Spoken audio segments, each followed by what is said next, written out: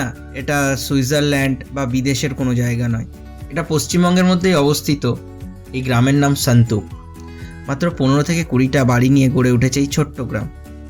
খুব দুর্ভাগ্যবশত সকালবেলা সেই মুহূর্তে আমার কাছে ক্যামেরাটা হাতে ছিল না, কিন্তু সকালবেলা চায়ের কাপ নিয়ে আপনি যখন ব্যালকনির সামনে এসে দাঁড়াবেন, দেখতে পাবেন প্রচুর ময়ূর এখানে খেলা করছে, আর তার তারস্বরে চিৎকার হঠাৎ করে শুনলে বুক কেঁপে উঠবে।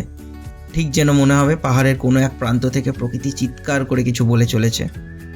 স্বপ্নের মতো কোনো এক আঁকিয়ে নিজের মনের মতো করে রং ঢেলে গড়ে তুলেছে সান্তুক। নীল আকাশ, সবুজ গাছ আর পাহাড় কেটে রাস্তা। সত্যি করে বলুন তো, আর কি সত্যিই কিছু লাগে আমাদের? সব খারাপ লাগা না পাওয়াগুলোকে পেছনে ফেলে আমরা এক ছুট্টে যেন চলে যেতে পারি এই পাহাড়ের গ্রামগুলোতে। তবে এই গ্রামটা অন্যান্য গ্রামের থেকে বেশ আলাদা, কারণ এখানে মানুষের প্রধান জীবিকা চাষাবাদ। তারা চাষ করে বিভিন্ন রকমের রঙিন ফুল।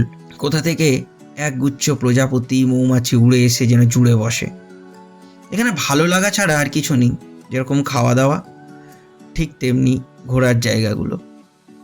আশেপাশে বেশ কিছু ঘোরার জায়গা থাকলেও এখানকার প্রধান আকর্ষণ কিন্তু সান্তুক নিজেই, আর এই সুন্দর হোমস্টে। দূর থেকে দেখলে মনে হয় যেন হনুমানজি পাহাড় চিরে উঠে এসে আমাদের আশীর্বাদ করছে। কিছুটা গেলে আবার আমরা পেয়ে যাব ডেলো পাহাড়। সাইট সিন করতে আমাদের খরচা হয়েছিল 2000 টাকা।